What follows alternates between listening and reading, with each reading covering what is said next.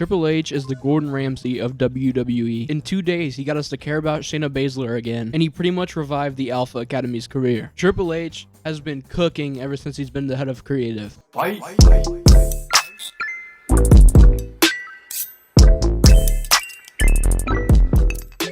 We have seen countless reports that Vince McMahon is making changes to Raw and SmackDown. Now, I didn't really believe them, but now I'm starting to believe them. There were some reports that they were trying to get Vince McMahon to stop making changes, and ever since then, Raw and SmackDown has not been boring. Now, I'm not going to sit here and say it's been perfect, because we're not always going to get perfect, but you can tell the last few Raw and SmackDowns have been drastically different. The Alpha Academy and Viking Raiders match that just happened on Raw would have been so bad if Vince McMahon booked it. But this match was a banger under a stupid stipulation. They literally had the front of a boat on the side of the ring, and it was still a banger. The Becky Lynch and Trish Stratus promo felt so different than the last few Raws. And just from that one women's tag team match, it feels like the women's tag team titles are important again. Even though people said that Liv Morgan and Raquel shouldn't have lost it, I believe those two are great singles competitors. They don't need each other to actually be over with the crowd. Liv Morgan's already a fan favorite, and Raquel is just climbing up there to be another fan favorite. And I think Sonya Deville and Chelsea Green are actually a pretty good tag team. They're both good in the ring. Sonya's really good on the mic, and Chelsea Green has a great Karen character. They both have great chemistry with each other. Now, there's some things I want to talk about that haven't really met the standards that people thought they would, whether it's a character change or something like that. One of those things is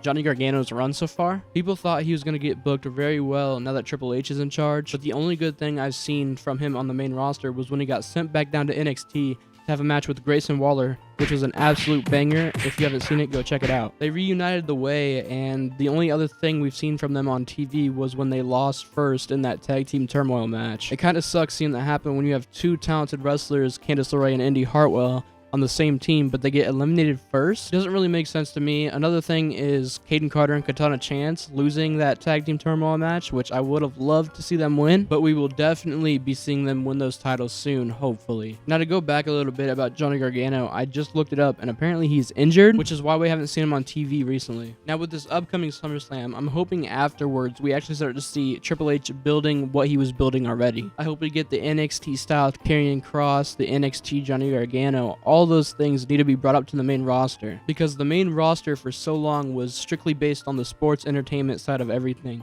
and Black and Gold NXT was focused on the pro wrestling side. And if you blend those together, it will work perfectly. One of the perfect examples of that is Daniel Garcia in AEW. Daniel Garcia is a great wrestler, and he's funny as hell when he's in the ring. For example, this video right here.